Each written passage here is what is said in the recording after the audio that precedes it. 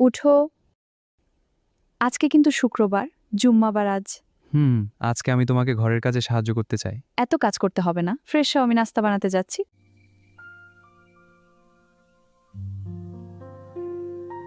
আমি রুটি বেলে দিব, তুমি ভাজবে। হ্যাঁ, ঠিক আছে।